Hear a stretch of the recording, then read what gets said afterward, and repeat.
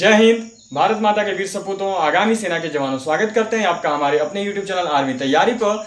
आज हम सभी आपके साथ इंडियन आर्मी क्लर्क के 2019 के क्वेश्चन पेपर का पार्ट 2 लेकर आए हुए हैं। आज हम पार्ट 2 करेंगे। हमने इससे पहले क्लर्क 2019 के क्वेश्चन पेपर का पार्ट 1 कर लिया है।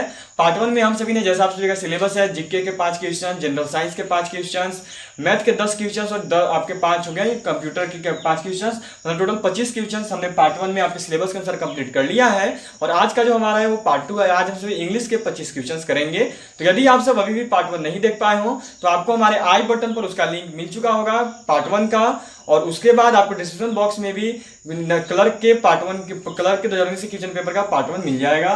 तो चलिए अब देख लेते हैं क्या है पार्ट 2। पार्ट 2 में कैसे क्वेश्चन आएंगे इंग्लिश से। यदि अभी तक आपने हमारे चैनल को सब्सक्राइब नहीं किया तो चैनल को सब्सक्राइब जरूर कर लें। तो चलिए शुरू कर लिया जाए। देखिए आपके टोटल इंग्लिश से 25 क्वेश्चन आएंगे। इंग्लिश से आपके टोटल 25 क्वेश्चन होने वाले हैं और हर एक क्वेश्चन देखो आपका 4 मार्क्स का होगा, मतलब कि टोटल आपके हो गए देखो 100 मार्क्स केवल इंग्लिश से। 200 मार्क्स का टोटल एग्जाम है, 100 मार्क्स तो केवल इंग्लिश ही दे रहा है। तो अगर इंग्लिश ही कर लोगे तो बहुत अच्छा होगा। और इंग्लिश तो काफी आसानी है, लैंग्वेज है, कोई एक्स्ट्रा चीज तो पढ़नी नहीं है। चलिए, तो इंग्लिश में 25 क्वेश्चन होंगे, हर एक क्वेश्चन 4 मार्क्स का होगा, टोटल हो जाएंगे 100 मार्क्स। अब इंग्लिश में किस किस टॉपिक से आएंगे, किस किस बेस से क्वेश्चन आएंगे, तो देखो सबसे पहले होगा देखो आपका पैसेज। ठीक है, पैसेज से देखो आपके करीब 10 क्वेश्चन होंगे। अब इस 10 क्वेश्चन में देखो आपके 2 पैसेज होंगे। 2 पैसेज होंगे, हर एक पैसेज पर 5 क्वेश्चन होंगे। समझ गए आप सब। टोटल आपके पैसेज से 10 क्वेश्चन आने वाले हैं। अब इस 10 क्वेश्चन में ये नहीं कि 10 पैसेज आएंगे, जी नहीं, 10 क्वेश्चन होंगे लेकिन पैसेज केवल 2 ही होंगे। और उन 2 पैसेज में से हर एक पैसेज में आपके 5-5 क्वेश्चन, मतलब कि टोटल 10 क्वेश्चन आपके पैसेज से आएंगे। तो पैसेज से यदि 10 क्वेश्चन आ जा रहा है ना, तो एक क्वेश्चन है 4 मार्क्स का। सोचो 40 मार्क्स तो आपको केवल पैसेज से ही मिल जाएगा। कितनी बड़ी बात है ये। 40 मार्क्स तो केवल आपको पैसेज से ही मिल रहा है। और यदि 40 मार्क्स आपको पैसेज से मिल रहा है ना, तो कोई बुराई नहीं है। 80 में पासिंग है आपसे देगा, तो 40 यदि पैसेज ही देगा तो भाई बहुत ही अच्छी बात है ना। पैसेज का आंसर तो उसी पैसेज में छुपा होता है जो 5 क्वेश्चन किए जाएंगे, हर एक पैसेज से 5-5 क्वेश्चन किए जाएंगे। तो उन क्वेश्चंस का आंसर तो उन पैसेजेस में ही होता है। तब से पैसेज को काफी अच्छी तरह बनाने सीख जाओ। यदि ना आती हो तो बाद में मैं स्पेशली आपके लिए पैसेज ही लेकर आऊंगा इंडियन आर्मी क्लर्क के एग्जामिनेशन के लिए। चैनल को सब्सक्राइब जरूर कर लेना और चैनल से जुड़े रहना, जिससे आपको और भी क्लासेस मिलती रहे। देखो पैसेज आपके टोटल 10 क्वेश्चन हो जाएंगे। उसके बाद देखो आपको हो जाएगा जंबल सेंटेंसेज। ठीक है, क्या है, तो जंबल सेंटेंसेज आपके हो जाएंगे। और जंबल सेंटेंसेज इनसे करीब देखो आपके 3 क्वेश्चन होने वाले हैं। 3 क्वेश्चन इनसे होंगे और हर एक क्वेश्चन देखो आपका 4 मार्क्स का होगा। अब देखो 3 क्वेश्चन होंगे जंबल सेंटेंसेस से। अब जंबल सेंटेंसेस क्या है वो मैं आपको रफली बता दूंगा। कि देखो एक सेंटेंस दिया जाएगा आपको, मानो कि ये क्वेश्चन नंबर 10 उधर हो चुके थे, ये मानो 11 है। ठीक है, 11 नंबर से आपका जंबल सेंटेंस है। अब इतने बड़े में देखो आपको एक सेंटेंस दिया जाएगा। समझ गए आप सब। और यहाँ पे जो सेंटेंस रहेगा, मानो एक सेंटेंस है, ये हो गया पी, ये सेंटेंस था पी, और ऐसे लाइन दिया जाएगा। ये मानो सेंटेंस हो गया आपका देखो क्यू, और यहाँ पे भी एक लाइन दिया जाएगा। और ये जो सेंटेंस है ये मानो हो गया देखो आपका आर, और ये एक यहाँ पे सेंटेंस दिया जाएगा, और ये हो गया मानो एस। ऐसे आपको 4 सेंटेंसेस दिए जाएंगे, कट कर करके दिया जाएगा। और यहाँ पर देखो आपका ऑप्शन रहेगा कि A P Q R S, B P R Q S, C P S R Q, या फिर D R S P Q. ये देखो ये 4 सीरीज दिए गए हैं, ये 4 क्रम दिया गया है। अब आपको इन्हीं 4 क्रम में से एक क्रम को चुनना होता है, चुनकर बताना होता है कि कौन सा क्रम जो है वो सही होगा और किस क्रम के अनुसार ये बैठना चाहिए। ठीक है, ये आप देखो आपको जंबल किए गए हैं। कहने का मतलब है कि जो यहाँ पे होना चाहिए था वो सकता है यहाँ पे है, जो यहाँ पे होना चाहिए था वो सकता है यहाँ पे है, जो यहाँ पे होना चाहिए था वो सकता है यहाँ पे है, जो यहाँ पे होना चाहिए वो यहाँ पे हो सकता है। यही बताया जाता है जंबल। इसी को मतलब इधर उधर उनका स्थान परिवर्तित कर देना। तो स्थान तो परिवर्तित किए गए, लेकिन आपको देखो 4 ऑप्शन दिया गया है और आपको यही चारों क्रम में से एक क्रम आपको चुन लेना है कि कौन सा क्रम जो है सही होगा। तो इस अनुसार आपको देखो जंबल सेंटेंसेस आपके टोटल 3 हो गए। अब आगे देख लेते हैं आगे और क्या होगा।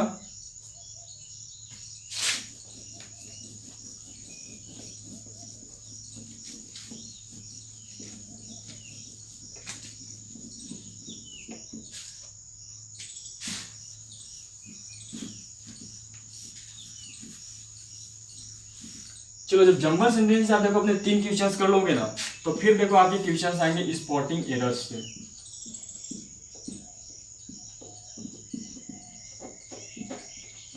स्पॉटिंग एरर्स, इसमें क्या होता है, गलती ढूंढना होता है।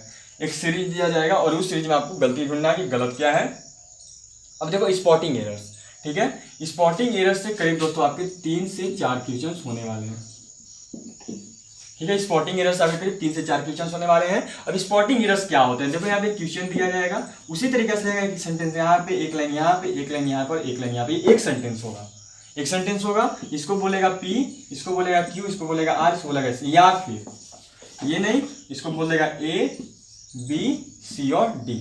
अब तुम्हें बताना है कि ये चारों में गलत कौन है, यही होता है स्पॉटिंग एरर्स, ठीक है, यही होता है स्पॉटिंग एरर्स। तो इससे देखो आपके करीब 3 से 4 क्वेश्चन हो गए। कितने क्वेश्चन हो गए, 10 इधर थे, 3 यहाँ 13 और 4 यहाँ कितने हो गए, 17 क्वेश्चन हो चुके हैं। चलो अब आगे देख लेंगे। अब देखो मैं 3 से 4 लिखा हुआ है, ये नहीं कहा कि 4 आ जाएंगे या कुछ कम हो जाएगा, मैंने 3 से 4 लिखा हुआ है, या तो 3 भी आ सकते हैं या 4 भी आ सकते हैं, लेकिन ये फिक्स समझना कि मिनिमम 3 और मैक्सिमम 4 ही जाएगा, उससे ज्यादा नहीं जाएगा। मैंने जैसा एनालिसिस किया हुआ पिछले 5 साल के क्वेश्चंस का। तो चलो ये तो हो गया स्पॉटिंग एरर्स। अब आगे आपका क्या होगा, तो आगे देखो आपके हो जाएंगे सिनोनिम्स। सिनोनिम्स मतलब क्या होता है, हिंदी में देखो इसका बोला जाता है पर्यायवाची शब्द, ठीक है, सिनोनिम्स।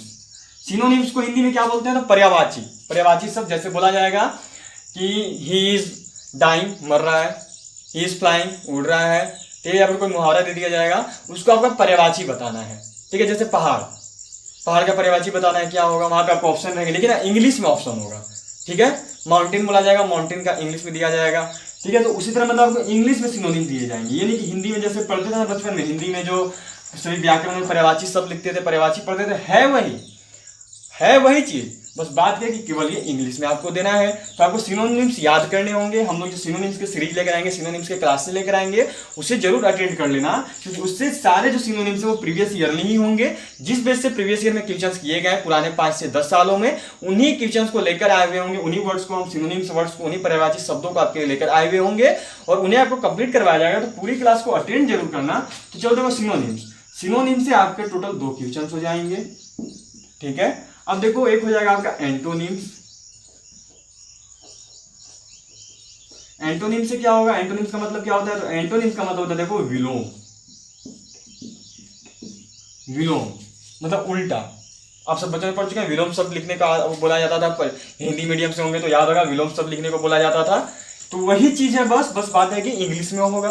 तो फिर से वही बोलूंगा कि जो हम एंटोनिम्स के सीरीज लेकर आएंगे उन्हें जरूर ज्वाइन करना, चैनल को सब्सक्राइब कर लेना। और जब एंटोनिम्स के सीरीज, एंटोनिम्स की जब क्लासेस चलेंगी, करीब 5 से 6 दिन आपके हम एंटोनिम्स के क्लासेस लेकर आएंगे, और सिनोनिम्स करीब 5 से 6 दिन, करीब 10 से 12 दिन केवल एंटोनिम्स और सिनोनिम्स पर आपके क्लासेस चलेंगे। तो यहाँ पे देखो आपको वर्ड्स बताएंगे, जो वर्ड्स होते हैं वो आपके लेकर आए हुए होंगे, और ये सारे वर्ड्स जो हैं वो आपके प्रीवियस ईयरली होंगे, जो कि पहले इंडियन आर्मी के द्वारा किए जा चुके हैं आपके एग्जाम्स में, इंडियन आर्मी क्लर्क के एग्जाम में पिछले 10 सालों में, उसी लेवल से होंगे। चलो एनोनिम्स, इससे भी देखो आपके टोटल 2 क्वेश्चन हो जाएंगे, एनोनिम्स से भी हो गए। कितने क्वेश्चन हो गए, तो देख लो 10, 3 कितने हो गए 13, और ये 4 ले लो कितने हो गए, तो ये आपके हो गए कितने 17, और 2 यहाँ कितने हो गए 17 और 2 19, और 2 यहाँ हो कितने हो गए 21। अब देखो एक लास्ट में आपका आ जाएगा फिल इन द ब्लैंक्स। क्या रहेगा, तो रहेगा देखो आपका फिल इन द ब्लैंक्स। अब इससे क्या होगा ना कि इससे देखो आपके 4 से 5 क्वेश्चन हो जाएंगे, 4 से 5 क्वेश्चन हो जाएंगे। तो यही मेन टॉपिक है, यही मेन है आपके इंग्लिश में। इन्हीं से जो है देखो आपके इंग्लिश में क्वेश्चन किए जाएंगे, ये इन्हीं टॉपिक से। इतने में से देखो आपका 25 मार्क्स आने वाला है, समझ रहे हो, इतने में से केवल आपका 25 क्वेश्चन आने वाले हैं। 25 क्वेश्चन, एक क्वेश्चन है 4 मार्क्स का, बताओ 100 मार्क्स तो यहीं से आ रहे हैं भाई। अगर पार्ट 1 कर लोगे तो जितना अच्छा मैथ बताया, मैथ तो ऐसे ही हो जाएगा, तो 10 मैथ के हो गए, ये हो गया करीब 140 मार्क्स। अगर 100 में से 100 मार्क्स लैंग्वेज है, लैंग्वेज और मैथ 2 ऐसी सब्जेक्ट्स होती हैं जिनमें आप 100% सिक्योर कर सकते हो, 100% आप मार्क्स सिक्योर कर सकते हो, 100% आप मार्क्स स्कोर कर सकते हो। बस जरूरत है ध्यान से उनके कॉन्सेप्ट को देखने का, उनके टॉपिक्स को क्लियर अप करने का। बचपन से पढ़ते आए हो कि इंग्लिश, हिंदी और मैथ, इन सभी में मार्क्स लाना इजी है, 100 आउट ऑफ 100 आदमी ला लेता है। लेकिन किसी को सुने हो कि जीके जिस में ला रहा है, साइंस में ला रहा है, कभी देखा है ऐसा? नहीं देखा होगा, आता भी नहीं है। 100 आउट ऑफ 100 कभी नहीं आएगा साइंस में और जीके जीएस में। इसीलिए बोलता हूं कि लैंग्वेज देखो आपका बहुत बेटरली दिया गया है। क्लर्क एग्जाम में यदि लैंग्वेज है ना बहुत ही अच्छा है, आपको तो करना ही चाहिए। 100 में से अगर ये सारे कॉन्सेप्ट आपके क्लियर होंगे, सारे टॉपिक्स क्लियर होंगे ना, तो आप 100 में से देखना 100 मार्क्स ला लोगे। और कोई भी आपको इंडियन आर्मी को ज्वाइन करने से नहीं रोकेगा। जितना जुनून जज्बा के साथ फिजिकल निकाल रहे हो ना, उतने से ज्यादा जज्बे के साथ रिटर्न क्रैक करोगे। तो इसलिए बोलूंगा कि 100 आउट ऑफ 100 लाओगे यदि इन सारे टॉपिक्स को क्लियर अप करोगे। और इसके लिए चैनल को सब्सक्राइब कर लेना, क्योंकि ये सारे टॉपिक्स पे हम क्लासेस लेकर आने वाले हैं। आपके पैसेज पे करीब 5 दिन क्लासेस लेके आएंगे, जंबल सेंटेंसेस पे 5 दिन लाएंगे, 5 दिन स्पॉटिंग एरर्स पे क्लासेस चलेंगी, 5 दिन सिनोनिम्स पे, 5 दिन एनोनिम्स और फिल इन द ब्लैंक्स पे करीब 5 दिन। देखो 1 2 3 4 5 6 मतलब कि 1 महीने का क्लास केवल आपके क्लर्क के इंग्लिश के पेपर पे होने वाला है हमारा। तो इसीलिए अभी भी बोल रहा हूं कि चैनल को सब्सक्राइब कर लेना। जैसे ही प्रीवियस ईयरली हम लोग करीब 5 साल का कर लेते हैं, 2015 से लेकर 2019 तक का, उसके बाद हम सब क्लासेस की ओर चलेंगे और बारी बारी से हर एक ट्रेड की स्पेशल क्लासेस लेकर हम सब आएंगे। तो उसी में एक क्लास हमारा होगा क्लर्क के लिए, और टोटल 1 मंथ का क्लासेज आपके लिए दिए जाएंगे हमारे चैनल की ओर से। तो इसीलिए बोल रहा हूं कि चैनल को सब्सक्राइब कर लेना और क्लासेज पूरी करना। देखो यदि इससे 100 मार्क्स आ जाएंगे ना, तो मैथ पीछे पार्ट 1 में 10 बताया हुआ है, 40 मार्क्स ऐसे ही हो गए, तो 100 और 40 के लिए 140 मार्क्स बताओ। अब इतने में नहीं क्लियर अप होगा तो और कितना लाएंगे भाई? सीधी सी बात है ना। इंडियन आर्मी है, एनडीए, यूपीएससी, सीडीएस नहीं है, एसएससी नहीं है कि आपको करीब 90% मार्क्स सिक्योर करने होंगे। इंडियन आर्मी है, पहले तो बंदे फिजिकल में ही छटेंगे और फिजिकल में छटने के बाद ही आगे जाएंगे। तो इसीलिए यदि आप 200 में से 140 ला लेते हो ना, तो फिक्स समझना, अपना फिक्स हो जाएगा आपका। तो इसीलिए इन सारे टॉपिक्स को, इन सारे कॉन्सेप्ट्स को जरूर क्लियर अप करो, क्योंकि आपके लिए बहुत ही इंपॉर्टेंट है। तो ये तो हो गई सारे टॉपिक्स। अब आज हम क्लासेस कर लेते हैं, इन सारे क्वेश्चंस को देख लेते हैं इंपॉर्टेंट। अब देखो क्या है कि पैसे, अब आप ही समझ रहे हो कि पैसेज तो यहाँ पे मैं इस बोर्ड पे डिस्कस कर नहीं सकता हूं, आप भी ये बात मानोगे। तो पैसेज के लिए हम सब क्या करेंगे ना, कि आपके लिए एक अलग से क्लास लेकर आएंगे, वो स्पेशली एक अलग क्लासेज होगी, वो पैसेज पढ़े लाएंगे। तो पैसेज आज की क्लास में नहीं करेंगे, पैसेज हम आज नहीं देखने वाले हैं। और जंबल सेंटेंसेज ये भी देखो हम आज नहीं देखने वाले हैं, ठीक है। ये तो टॉपिक्स ऐसे हैं जिसके ऊपर हम क्लासेज बाद में लेकर आएंगे, जिनके क्वेश्चन पेपर हम आपको बाद में सोल्व करवाएंगे क्लासेज हो जाने के बाद। जब हम आपको क्लासेज दे देंगे पैसेज के लिए, पैसेज किस तरह बनाया जाता है, कैसे होता है, जंबल सेंटेंस किस तरह बनाई जाती है, कैसे होती है, उसके बाद हम सभी स्पेशल प्रीवियस ईयर क्वेश्चंस लेकर आएंगे आपके लिए। तो उस टाइम हम सब पैसेज और जंबल सेंटेंस को क्लियर अप करेंगे, जो हमारे 13 क्वेश्चन है उनको। आज हम सभी स्पॉटिंग एरर्स, सिनोनिम्स, एनोनिम्स और फिल इन द ब्लैंक्स को करने जा रहे हैं। ये 2 टॉपिक्स जो है इन्हें हम बाद में डिस्कस करने वाले हैं। आपके प्रीवियसली जब हम इनके ऊपर क्लासेस दे देंगे, उसके बाद इन सभी के क्वेश्चन पेपर्स को आपके लिए हम लेकर आएंगे। तो इसलिए पैसेज और जंबल तो आज के क्लासेस में नहीं देखने वाले हैं, आज उसके spotting errors, synonyms, antonyms and fill in the blanks आज देखेंगे। तो चलो शुरू कर लिया जाए, शुरू करते हैं क्लास को। चलिए क्वेश्चन नंबर 1 देख लेंगे, नंबर 39 से हम देखेंगे। वापसी के दिमाग में आ रहा है क्वेश्चन नंबर 39 क्यों, ठीक है। तो देखो 25 क्वेश्चन हमने पार्ट 1 में कर लिए थे, अब सभी पार्ट 1 नहीं देख पाते, जरूर ज्वाइन करना पार्ट 1 का क्लास। 25 क्वेश्चन हमने पार्ट 1 में कर लिए थे, पार्ट 2 हमारा 26 से चलने वाला था, तो 25 उधर हो चुका था। और पार्ट 2 में देखो 10 हो गए पैसेज के, तो कितने हो गए? 35 हो गए। समझे आप सब, 35 हो चुके हैं। अब उसके बाद आपके 3 हो गए जंबल सेंटेंसेस से, तो 35 और 3 कितने हो गए? 38 हो गए। 36, 37, 38, मतलब 38 नंबर तक तो हमारा हो गया। हमने क्या बताया आपको, पैसेज और जंबल सेंटेंस हम लोग बाद में करेंगे। जो 10 आने वाले हैं पैसेज से और 3 आने वाले हैं जंबल सेंटेंसेस से, उन्हें हम बाद में करेंगे, बाद में क्लासेस में देखेंगे। मतलब कि कितने क्वेश्चन? 13 क्वेश्चन। तो 25 उधर हो चुके थे पार्ट 1 में और 13 इधर हमने छोड़ दिया है, आगे देखेंगे कितने हो गए। 25 और 13 हो गए 38। इसका मतलब हम सभी 39 नंबर से चलेंगे। तो 39 में देखिए हम सब स्पॉटिंग एरर्स से स्टार्ट कर रहे हैं। क्या बोला गया है, देखिए यही होता है स्पॉटिंग एरर्स। इसी तरह से आपसे स्पॉटिंग एरर्स के किए जाएंगे। एक सेंटेंस दिया जाएगा, उसमें आपको बीच में ऑप्शन दिए जाएंगे और बोला जाएगा इनमें से गलत छांटो, गलत कौन सा ऑप्शन है। चलिए बोला गया, there is no denying that the enjoyers to listen, there is no denying that the enjoyers to listen to the order no error. अब देखो यहाँ पे क्या है, ये प्रेजेंट कंटिन्यूअस के फॉर्म में जा रहा है, ठीक है। या तो आप प्रेजेंट कंटिन्यूअस ले सकते हो या फिर आप प्रेजेंट इंडेफिनिट ले सकते हो। तो ये देखो ये प्रेजेंट कंटिन्यूअस के फॉर्म में जब चलेगा, तो जब ये प्रेजेंट कंटिन्यूअस के फॉर्म में चल रहा है, तो ध्यान से देखोगे तो टू लिसन, ठीक है। तो यहाँ टू लिसन नहीं होना चाहिए, ईडी नहीं लगेगा। टू लिसन की जगह यहाँ पे ये नहीं होना चाहिए, यहाँ पे इसकी जगह या तो लिसनिंग होना चाहिए, या तो लिसनिंग होना चाहिए अगर प्रेजेंट कंटिन्यूअस के फॉर्म में चल रहा है तो, ठीक है, या फिर लिसन होना चाहिए। समझ गए आप सब। इसका मतलब गलत ऑप्शन कौन सा है, तो वो है देखो डी जो है सही उत्तर नहीं है। अब हम सभी क्वेश्चन नंबर 40 नंबर सवाल की ओर चलेंगे। 40 नंबर देख लेते हैं। The teacher advise to the students to borrow a book from the library within 3 days, no error. देखो यहाँ पे क्या बोला, the teacher advise to student. क्या टीचर कभी स्टूडेंट को सलाह देते हैं? नहीं, टीचर ऑर्डर करते हैं। याद होना चाहिए, देखो teachers order to the student. ये देखो ये नरेशन से आपसे क्वेश्चन किया गया। नरेशन में जब आप चेंज करते हो तब ऐसे क्वेश्चन किए जाते हैं, ये फॉर्म में बनता है। जो क्या बोला जाए, the teacher advise to the student. ठीक है। क्या the teacher advice to the student, क्या टीचर कभी स्टूडेंट को सलाह देता है? आप मुझे बताओ, क्या देखियो कभी कोई टीचर एक स्टूडेंट को सलाह दे रहा हो? जी नहीं। टीचर जो ऑर्डर करता है, teacher order to the students, teacher order to the students to borrow a book from the library within 3 days। Teacher ने आदेश दिया, टीचर ने बोला, टीचर ने हुक्म दिया कि आप लाइब्रेरी से हो 3 दिनों के अंदर जाकर बुक ले लो। इसका मतलब क्या हो गया? तो यहाँ पे ये इसकी जगह ऑर्डर होना चाहिए, ऑर्डर्ड होना चाहिए, मतलब कि ए नंबर ऑप्शन जो है हमारा सही नहीं है। चलिए तो क्या हो गया? ए नंबर। यहाँ पे क्या था? यहाँ पे था देखो आपका डी नंबर, ए नंबर हो गया। और ए में क्या होना चाहिए सही? तो सही होना चाहिए देखो teacher order to the student. चलिए हमारा क्वेश्चन नंबर 40 तक कंप्लीट हो गया और सभी 41 कर लेंगे। क्वेश्चन नंबर 41 41वां सवाल हमसे किया जा रहा है, mister Anand is planning to settle in Delhi.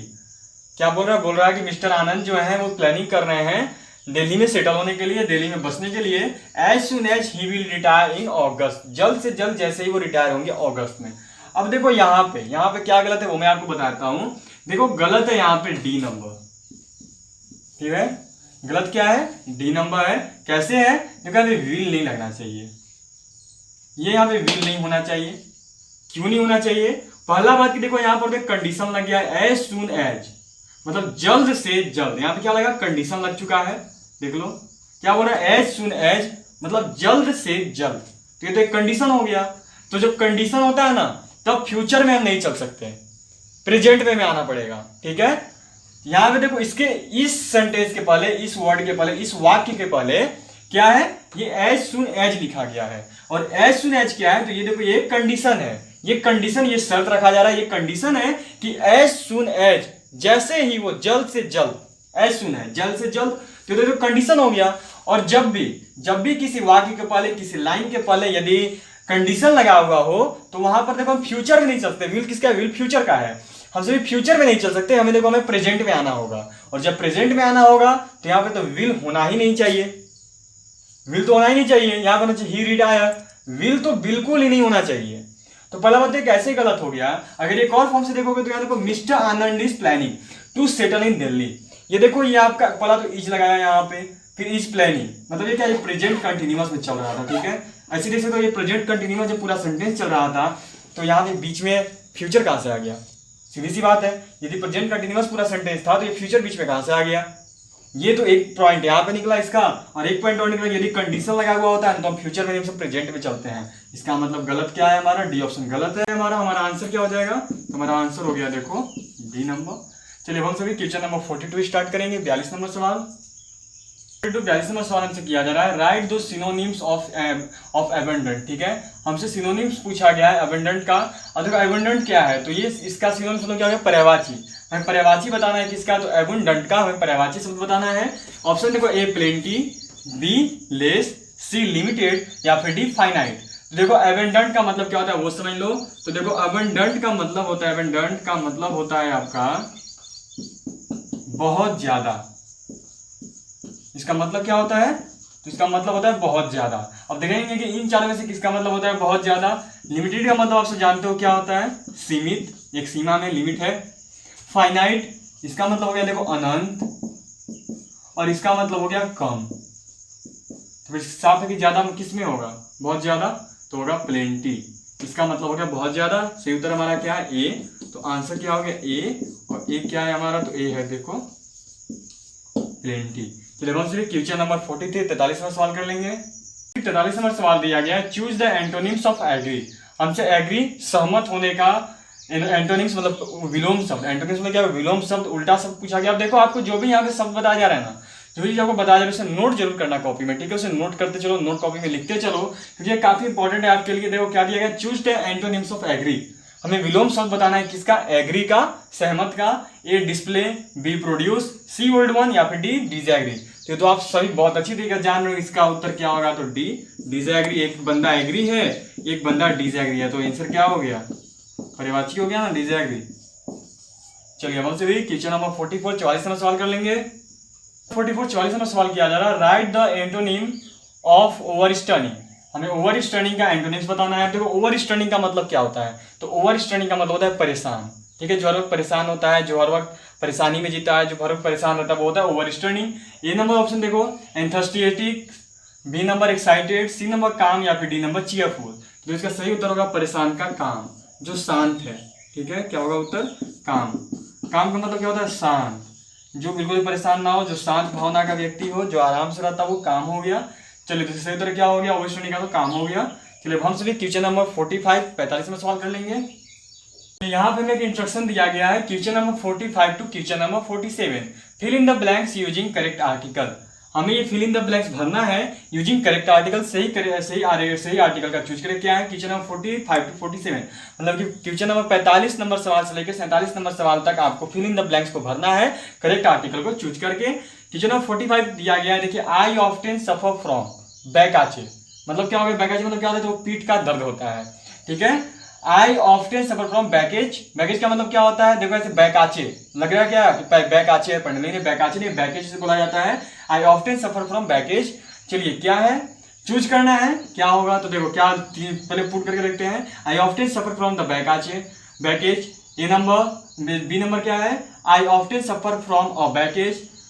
C number I often suffer from an backache, या फिर डी नंबर में नो आर्टिकल। तो मैं आपको बता दूं कि अगर यहाँ पे देता केवल ऑफ्टेन नहीं, ऑफ्टेन तो हमेशा हो गया कि हर वक्त ऑफ्टेन, ये अब हमेशा चला गया और हर वक्त चला गया, ये नहीं होगा। अगर ये नहीं होता ना तो आई सफर फ्रॉम, तो अ बैकेज लिखते, मतलब कि मैं एक पीठ दर्द, एक सीमित पीठ दर्द से गुजर रहा हूँ, आई सफर फ्रॉम अ बैकेज हो जाता। लेकिन यहाँ पे क्या? आई ऑफ्टेन सफर फ्रॉम, मैं रेगुलरली, मेरे को हमेशा बैकेज रहता है, पीठ का दर्द होता है। तो यहाँ पे कोई भी आर्टिकल नहीं होगा, सिर्फ यही होगा आई ऑफ्टेन सफर फ्रॉम बैकेज। यहाँ पे कोई आर्टिकल का नहीं होगा। क्या आंसर होगा हमारा? डी। और डी नंबर में क्या है? तो डी नंबर में नो आर्टिकल। चलिए हम सभी क्वेश्चन नंबर 46 46 में सवाल देख लेंगे। 46 46 में सवाल दिया गया, ही ऑलवेज स्पीक्स ट्रूथ। बताना है कि यहाँ पे कौन सा आर्टिकल यूज होगा। ही always speaks a truth, he always speaks and truth, he always speaks the truth, he always speaks a truth, या फिर डी नो आर्टिकल। देखो इसका सही उत्तर क्या होगा? D, the truth. He always speaks the truth. चलो क्या हो गया? B, he always speaks the truth हो गया। बी आंसर, बी क्या है? तो बी है देखो द। चलिए अब हम सभी क्वेश्चन नंबर 47 47 में सवाल देख लेते हैं। 47 47 में सवाल हमसे किया जा रहा है, we stopped cream tea with bread. ठीक है, ऑप्शन है ए होगा, बी एन होगा, सी द होगा, या फिर डी नॉन ऑफ दिस होगा। देखिए इसका सही उत्तर ये हो जाएगा ना कि क्रीम टी। क्रीम टी क्या है? तो मटेरियल नाउन है, मटेरियल नाउन है ये। और मैं आपको बता दूं, जितना भी मटेरियल नाउन होता है तो मटेरियल नाउन के पहले किसी भी आर्टिकल का यूज नहीं होता है। ये आपको पढ़ना है। जब आर्टिकल पढ़ोगे तो आप सब जानोगे कि क्रीम टी ये क्या है? मटेरियल है। टी, घी, ये सब क्या है? मिल्क, ये सब क्या है? मटेरियल में आते हैं, मटेरियल नाउन है। और जितने भी मटेरियल नाउन है उनके पहले कोई भी आर्टिकल का यूज नहीं होता है। इसमें हम लोग क्या कर देंगे? D, none of the. Answer क्या हो गया? डी। चलिए हम सभी क्वेश्चन नंबर 48 48 में सवाल कर लेंगे। 48 में सवाल हमसे किया जा रहा है, he is working hard in order pass the examination. क्या पूछा गया? पूछा गया he is working hard in order pass the examination. क्या बैठेगा? He is working hard to pass the examination, working hard TWO to pass the examination, he is working hard in order from pass the examination, या he is working hard. ये D है ना, ये D है, देखो तो mistake हुआ, ये डी है। He is working hard in order for pass the examination. तो सही क्या बैठ रहा है? सही देखो टू बैठ रहा है। उच्चारण करके देखो, he is working hard in order to pass the examination. जब भी ऑर्डर का बात आता है, जब भी कोई क्रिया करने की बात है तो टू का प्रयोग करते हैं। तो ये टू हो गया, is working hard in order to pass the examination. सही उत्तर क्या हो गया? ए। अब हम क्वेश्चन नंबर 49 49 नंबर सवाल कर लेते हैं। क्वेश्चन नंबर 49 49 नंबर सवाल किया जा रहा है, neither slash road is safe. क्या बता जा रहा है? Slash dot dot dot road is safe. बताना है क्या उत्तर होगा। Either road is safe, B neither road is safe, C for road is safe, या नॉर रोड इज सेफ। इसका सही उत्तर हो जाएगा neither, neither road is safe. क्या होगा? B number. और बी में क्या है? तो बी में देखो आपका नाइदर रोड इज सेफ, मतलब क्या है? रोड कभी भी सुरक्षित नहीं होते हैं, नाइदर रोड इज सेफ। हम सभी क्वेश्चन नंबर 50 50 नंबर सवाल करेंगे और ये आखिरी क्वेश्चन हो जाएगा हमारे 2019 से क्वेश्चन पेपर का। 50 50 नंबर सवाल, ये हमारा आखिरी क्वेश्चन है 2019 से क्वेश्चन पेपर का। चलो 50 नंबर सवाल है, holy river is Ganga. Option दिया गया holy river is the Ganga, है ए में है holy river is the Ganga, B number है holy river is the Ganga, C number है holy river is an Ganga या none of this holy river is Ganga. तो इसका सही उत्तर हो जाएगा the holy river is the Ganga. पवित्र नदियों के नाम के पहले द का प्रयोग किया जाता है, इसलिए इसका सही उत्तर क्या हो गया ए, और इसका आंसर हो गया the holy river is the Ganga. चलिए अब हम सभी क्वेश्चन नंबर 50 तो कंप्लीट हो गया हमारा। अब अभी के लिए इतना ही। अब नेक्स्ट जो है हम सभी वुमेन मिलिट्री पुलिस की क्वेश्चन पेपर लेकर आए हुए होंगे, तो उसके भी क्लासेस आप सभी जरूर अटेंड करें। अभी के लिए इतना ही। यदि क्लास पसंद है तो क्लास को लाइक करें, वीडियो को लाइक करें, वीडियो पे कमेंट करें जो भी आपके क्वेश्चंस हो, और चैनल को सब्सक्राइब जरूर कर दें। जय हिंद, जय भारत।